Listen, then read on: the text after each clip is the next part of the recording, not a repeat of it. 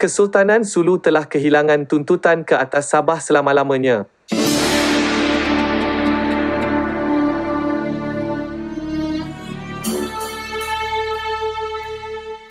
Tuntutan waris Kesultanan Sulu kepada Sabah atau pampasan sebagai ganti pemilikan semula tidak mempunyai kredibiliti dalam undang-undang antarabangsa malah atas dasar perjanjian yang dimeterai antara Sultan Mohammed Jamal Al-Alam dengan Baron van Overbeek dan Alfred Den pada 22 Januari 1878. Ini meliputi Kerajaan Republik Filipina sebagai penerus Kesultanan Sulu secara de jure iaitu dalam undang-undang atau undang-undang. Malah terdapat dalam amalan dua pihak yang menuntut hanya berfungsi untuk merumitkan perkara itu. Pertama, sebelum meneruskan lebih jauh, Kerajaan Filipina harus secara rasmi mendahului sebarang tuntutan oleh pewaris Kesultanan Sulu ke atas Sabah dengan meluluskan undang-undang di Kongres. Semua perkara yang berkaitan dengan tuntutan hendaklah secara tegas dan eksklusif antara kedua-dua kerajaan. Seharusnya tidak ada hubungan langsung, prosiding undang-undang atau sebaliknya dengan waris Kesultanan Sulu yang hanya perlu melalui Kerajaan Filipina sebagai orang tengah dan perantara jika ada. Secara implikasinya, ini bermakna pada masa hadapan, waris Kesultanan Sulu akan dilucutkan locus standi legal standing untuk meneruskan tuntutan mereka di mahkamah. Tambahan pula, perpaduan dan perpaduan ASEAN menjadi taruhan tidak kurang. Kedua, seperti yang telah dibayangkan, tuntutan bidang kuasa dan atau hak untuk mendapatkan pampasan oleh waris Kesultanan Sulu tidak mempunyai kredibiliti undang-undang kerana kedaulatan telah diserahkan kepada Sepanyol di bawah Protokol Madrid 1885. Pada masa yang sama, Sepanyol melepaskan tuntutannya ke atas apa yang ketika itu dikenali sebagai Borneo Utara, Sabah. Artikel 3 Protokol Madrid 1885 menyatakan bahawa Kerajaan Sepanyol meninggalkan setakat Kerajaan British semua tuntutan kedaulatan ke atas wilayah benua Borneo yang dimiliki atau yang pernah menjadi milik Sultan Sulu atau Jolo dan yang terdiri daripada pulau-pulau jiran Balambangan, Bangui dan Malawali serta semua yang terdiri dalam zon 3 Liga Maritim dari pantai dan yang membentuk sebahagian daripada wilayah yang ditadbir oleh Syarikat Menggela Syarikat Borneo Utara British. Perlu diingat bahawa Kerajaan Filipina tidak pernah cuba mencabar atau mempersoalkan bahagian Protokol Madrid pada 1885 yang berkaitan, termasuk Borneo Utara. Ini mungkin kerana ia akan menjadi kemustahilan undang-undang. Walau bagaimanapun, apa yang tidak sering disebut ialah Syarikat Berpiagam Borneo Utara NBCC yang diasaskan oleh Van Overbeek dan Den juga menandatangani perjanjian pada tahun yang sama dengan Kesultanan Brunei yang mempunyai tuntutan yang lebih kuat ke atas Sabah. Malah perjanjian dengan Brunei ditandatangani terlebih dahulu sekaligus menimbulkan pengiktirafan tersirat sekurang-kurangnya keutamaan tuntutan berbanding Kesultanan Sulu. Dakwaan Brunei boleh dibuktikan dengan fakta sejarah bahawa pada akhir abad ke-17 Sultan Muhyiddin telah berjanji untuk menyerahkan bahagian pantai timur Sabah kepada sepupunya Sultan Sulu. Syarat penyerahan itu ialah Sultan Sulu datang membantu Sultan Muhyiddin dalam menewaskan pesaing penghuni takhta terdahulu Sultan Abdul Hakul Mubin. Perang saudara berlarutan dari 1661 hingga 1673 tetapi Sultan Sulu tidak pernah menunaikan jaminannya menyebabkan Sultan Muhyiddin enggan melaksanakan janji itu. Menurut penganalisis politik Bun Negara, Sulus mempunyai reputasi untuk menyerbu penempatan pantai jadi sebagai polisi insurans NBCC membuat perjanjian penyerahan satu lagi dengan Sulu 3 minggu kemudian. Oleh itu, tuntutan Kesultanan Sulu selama ini hanyalah tuntutan semata-mata tanpa sebarang pelaksanaan kedaulatan yang sewajarnya berbanding dengan Kesultanan Brunei. Ini telah diakui dalam The History of Java oleh Sir Thomas Stamford Raffles iaitu pengasas Singapura moden. Ketiga, mengenai hujah yang dilatih dengan baik bahawa versi Melayu asal perjanjian 1878 hanya mengandungi perkataan pajakan ini telah digantikan oleh Protokol Madrid 1885 dan dengan lanjutan pengesahan penyerahan 1903. Di bawah surat ikatan pengesahan 1903 tidak ada menyebut apa-apa perkataan pajakan. Sebaliknya, dokumen itu dengan jelas menetapkan bahawa Kesultanan Sulu menyerah dan menyerahkan pulau-pulau bersebelahan Borneo Utara kepada NBCC.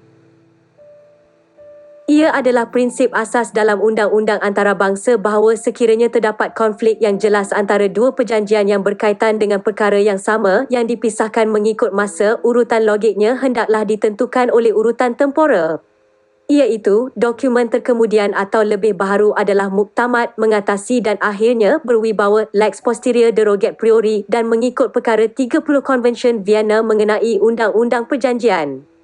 Prinsip undang-undang ini sudah tentu terpakai tanpa kelayakan kepada undang-undang domestik juga. Penggunaannya secara penuh tidak dapat dilihat dalam konteks utama Kesatuan Eropah EU berkenaan dengan persoalan asas mengenai kedaulatan negara.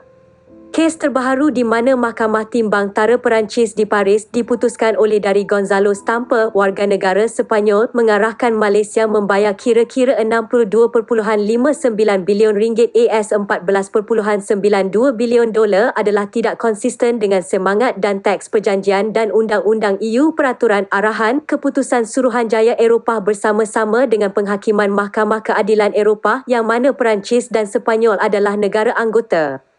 Tambahan pula, mengenepikan sejauh mana head atau sempadan geografi, tiada satu pun pihak iaitu NBCC maupun Kesultanan Sulu pernah memilih untuk melaksanakan prinsip di bawah Undang-Undang Antarabangsa Rebus Substantivus perkara yang tetap. Iaitu, apabila terdapat perubahan asas keadaan, pihak boleh berusaha untuk menarik diri daripada atau menamatkan perjanjian yang dipersoalkan pada tahun-tahun berikutnya sama ada akibat daripada Protokol Madrid atau pengesahan penyerahan. Sekiranya perbezaan tafsiran perjanjian 1878 adalah isu kritikal, ini akan disimpulkan daripada tindakan pihak-pihak tersebut. Mana-mana pihak akan mengambil langkah untuk membatalkan atau mengemaskini perjanjian 1878 pada tahun-tahun berikutnya. Keempat, perjanjian 1878 tidak lagi terpakai secara sah kerana untuk mengulangi fakta yang diketahui umum, Kesultanan Sulu tidak lagi mempunyai sebarang tuntutan yang sah jika ada ke atas Sabah seperti yang disahkan oleh Protokol Madrid 1885 dan pengesahan penyerahan 1903. Ini dengan sendirinya mempunyai kesan oleh itu membatalkan kewajipan untuk membuat pembayaran tahunan kepada Kesultanan Sulu secara sah dan dengan lanjutan warisnya. Ini walaupun tindakan meneruskan pembayaran tahunan sehingga 1936 apabila Sultan Jamalul Kiram kedua mangkat tanpa meninggalkan waris dan kemudiannya oleh Kerajaan Malaysia. Dengan mengandaikan demi hujah bahawa ia adalah pajakan, tetap ini mengandaikan dan membayangkan pemilikan. Tetapi seperti yang ditekankan, pemilikan telah dilepaskan oleh Kesultanan Sulu di bawah Protokol Madrid 1885. Apa-apa bayaran yang dibuat kepada waris adalah ex gratia iaitu sesuatu yang dilakukan atas kehendak secara sukarela.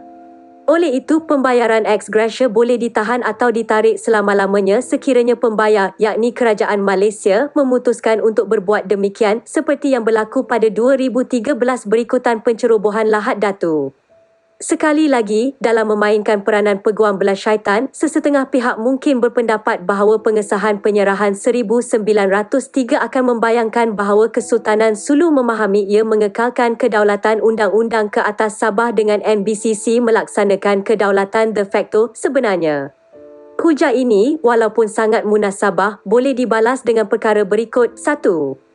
Dokumen itu difahamkan sebagai pengesahan penyerahan dan bukannya tindakan penyerahan atau konsesi seperti itu.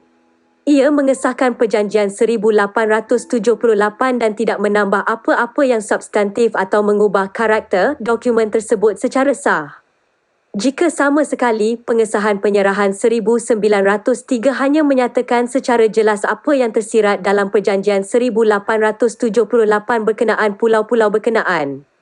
Seperti yang dinyatakan dengan jelas dalam pengesahan penyerahan 1903 nya dilakukan kerana nama-nama pulau tidak disebut dalam perjanjian yang dibuat dengan Baron de Overbeek dan Encik Alfred Dent pada 22 Januari 1878. Adalah diketahui dan difahamkan antara kedua-dua pihak bahawa pulau-pulau itu termasuk dalam penyerahan daerah dan pulau-pulau yang disebut dalam perjanjian yang dinyatakan di atas laman web Jabatan Peguam Negara Negeri Sabah. 2. Oleh itu, pembayaran dibuat berdasarkan amalan atau perkiraan sedia ada iaitu berdasarkan peruntukan perjanjian 1878 yang telah dimansuhkan.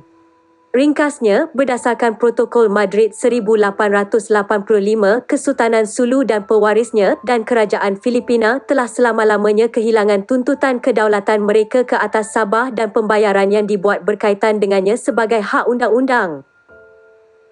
Sebelum itu, jutaan terima kasih saya ucapkan kerana sudi subscribe channel saya. Syukran jazilan.